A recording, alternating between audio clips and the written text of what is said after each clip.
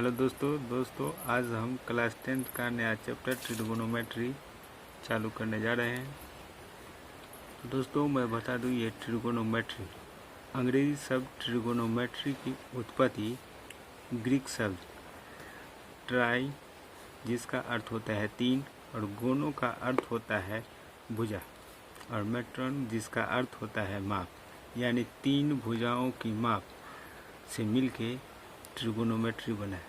Trigonometry में एक त्रिभुज की भुजाओं और कोनों के बीच के संबंध का अध्ययन किया जाता है और इसमें त्रिभुज हो रहा है तो त्रिभुज इसमें समकोण त्रिभुज का यूज किया जाता है। समकोण त्रिभुज ऐसे हम बनाए हुए हैं, देखिए, जिसका एक कोण 90 डिग्री का होता है, समकोण कहलाता है। तो समकोण होता है तो ये समकोण हुआ, ये समकोण है 90 डिग्री हुआ। इसके सामने का जो भुजा होता है यह कर्ण होता है।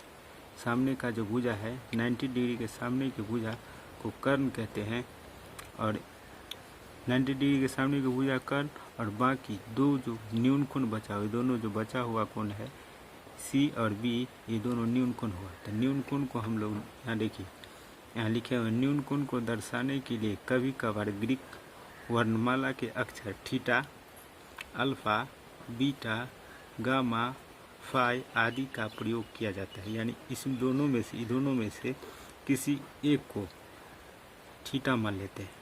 अगर हम इसको थीटा मानते हैं तो लंब ई हो जाता है और इसको थीटा मानते हैं तो लंब ई हो जाता है। इससे पहले हम माने हुए हैं ये लंब, इसको कर्ण, इसको आधार, इसीलिए इसको थीटा मानेंगे। ये थीटा हुआ तो थीटा हुआ तो थीटा के सामने का जो भुजा होता है वो लंब कहलाता है, जिसको इंग्लिश में परपेंडिकुलर कहते हैं।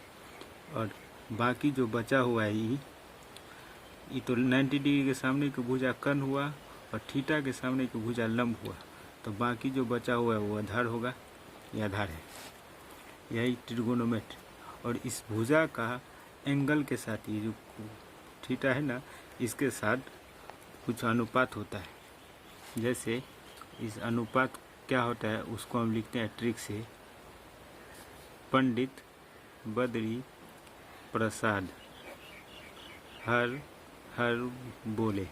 पंडित बद्री प्रसाद हर हर बोले, यानी पी का मतलब परपेंडिकुलर यानी लंब, बी का मतलब बेस यानी आधार, पी का मतलब फिर परपेंड, एच का मतलब हाइपोटेनियस यानी कर्ण होता है। यही भुजा का अनुपात होता है। तो पहले हम लोग लेते हैं पी, ऐसे ऊपर से नीचे चलेंगे तो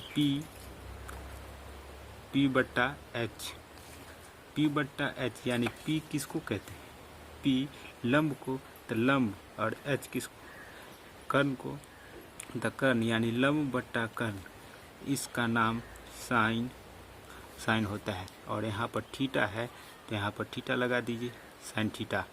यानी हम लोग कह सकते हैं कि साइन थीटा बराबर पी बट्टा एच होता है।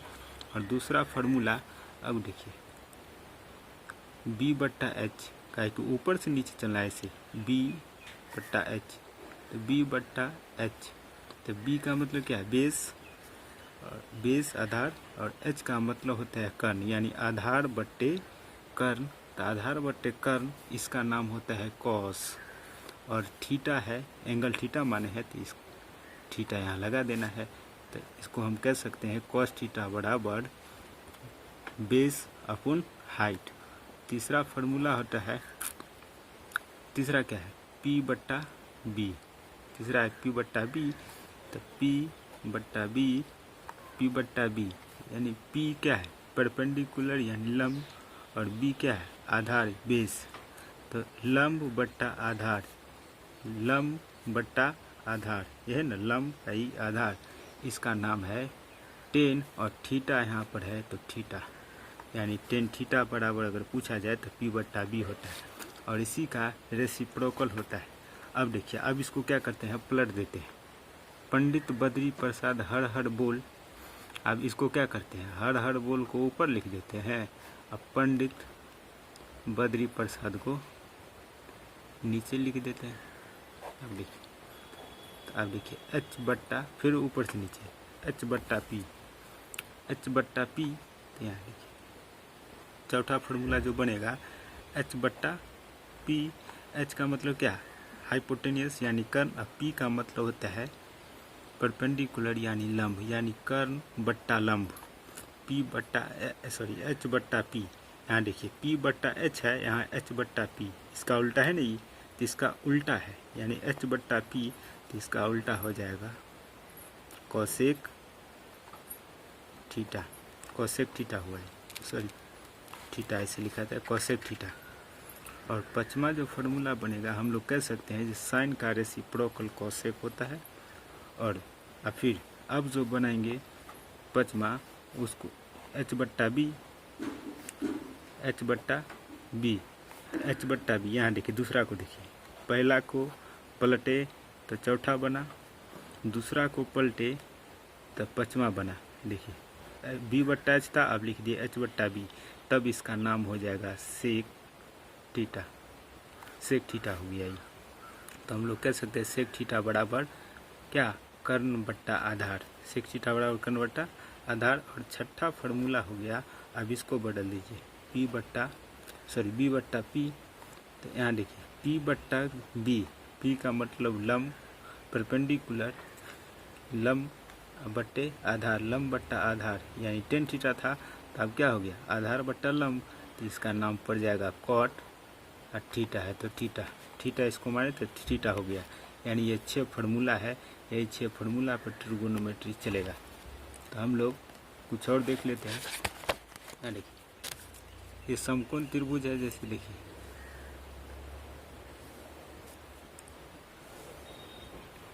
जैसे इसको ए माने थे, इसको बी और इसको सी। एक बार फिर से समझिए, ये समकोण त्रिभुज है, ये 90 डिग्री का एंगल है, इसके सामने का जो भुजा होता है ये कर्ण कहलाता है।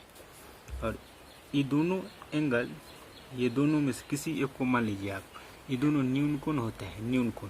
तो न्यून कोण होता है, न्यून कोण किसी को भी मान सकते हैं आप। इसको मानिएगा थीटा, तो ई लंब हो जाएगा, ई हो जाएगा लंब, यानी इसको पी से लिख सकते हैं, इसको एस से लिखते हैं। और ई जो हो जाएगा, बाकी जो बचा हुआ है ई आधार यानी बी हो जाता है, बी। अब ई जो है समकोण त्रिभुज है, इसमें पाइथागोरस का यूज होता है।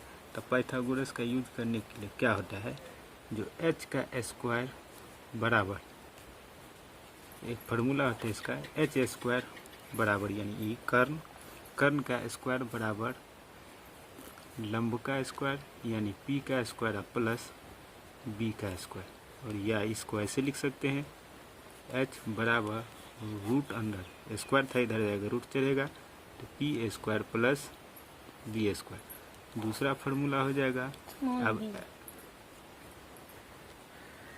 B square. चलिए अब यहाँ पर अब एच निकाल लिए, एच निकाले, अगर हमको निकालना रहेगा पी, तो पी बराबर रूट अंडर, डायरेक्ट रूट चढ़ा देते हैं, क्या दिक्कत है। तो पी बराबर यानी पी निकालना है, यानी परपेंडिकुलर निकालना है, तो हम लोग ये तीनों भुजाओं में कर्ण सबसे बड़ा भुजा होता है, कर्ण सबसे बड़ी भुजा होती है।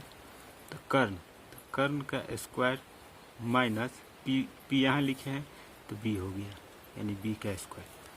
चलिए तीसरा, अगर बी निकालना है तो बी बराबर, बी क्या है आधार निकालना रहेगा, तो ई फार्मूला लगा देंगे, तो आधार बी बराबर फिर एच का स्क्वायर माइनस पी का स्क्वायर, यही फार्मूला है। और मैं उम्मीद